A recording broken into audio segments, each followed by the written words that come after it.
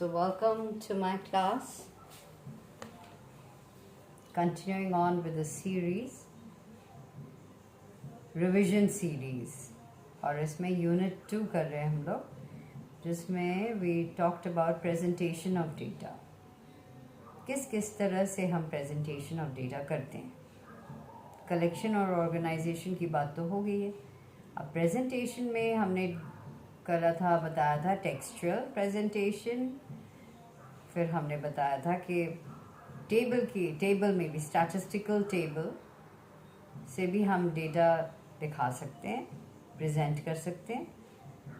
फिर we talked about presentation in terms of diagrams. और diagrams में ज्योमेट्रिकल डायग्राम्स होते हैं, जैसे बार डायग्राम होता है, फिर पाई डायग्राम होता है. Then we talked about what is histograms.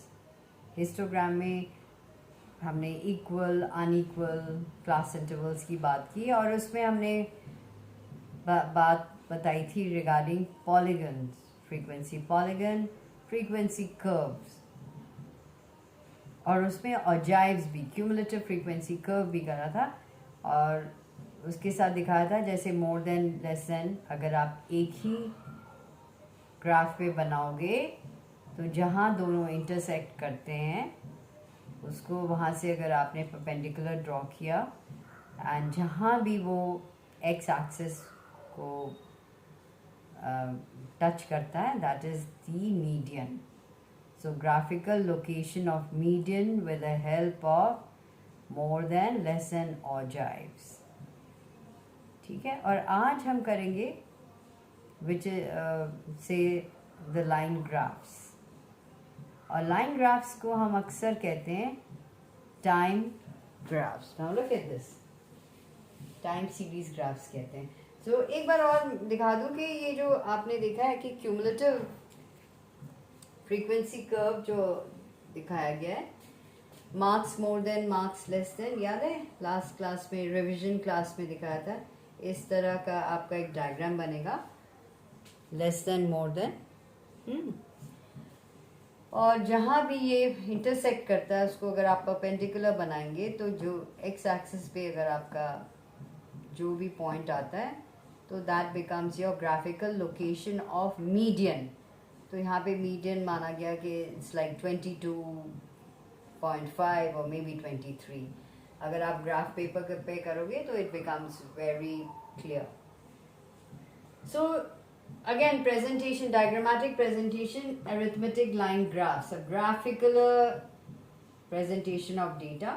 इसमें हम बता रहे हैं, हमेशा याद रखना, time line arithmetic line graphs को हम टाइम सीरीज ग्राफ्स कहते हैं, जिसमें हम मंथ्स की बात कर सकते हैं, हम डेज की बात कर सकते हैं, हम ईयर्स की बात कर सकते हैं, एनीथिंग ऑफ दैट. इट्स और इवन आवर्स और इवन सेकेंड्स. तो कोई भी टाइम के बारे में हम जब बात करते हैं और किसी वेरिएबल को लेते हुए, एक वेरिएबल या 1 वेरिएबल, 2 वेरिएबल, 3 वेरिएबल ग्राफ्स, पर इसमें इस क्लास में रिविजन में I am just showing you 1 variable graph.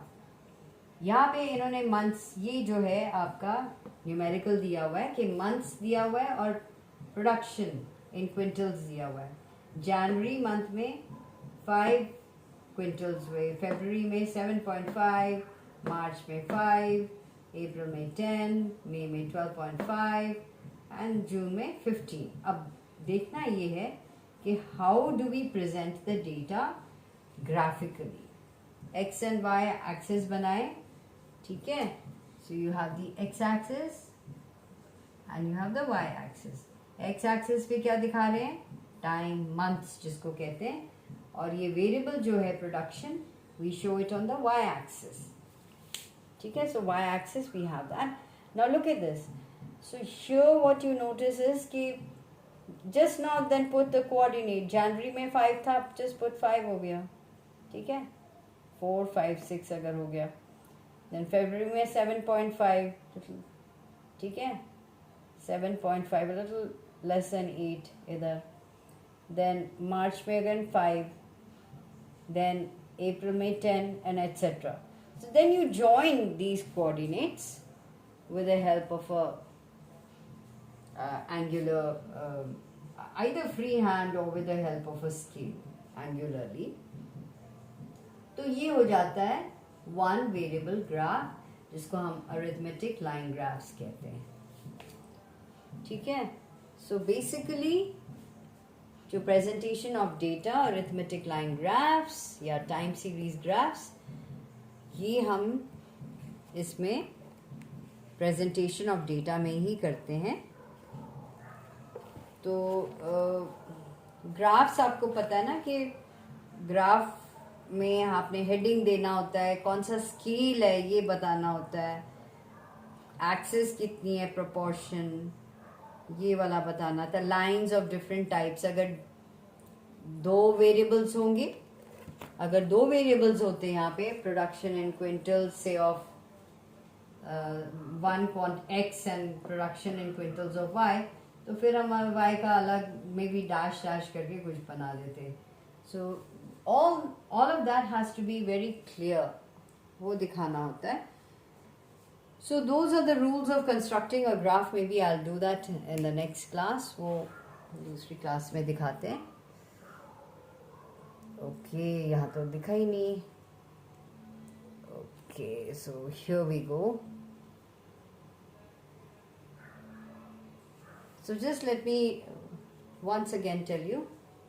So these are the months, January, February, March, April, May, और ये प्रोडक्शन इन क्विंटल्स हैं. आपने इसको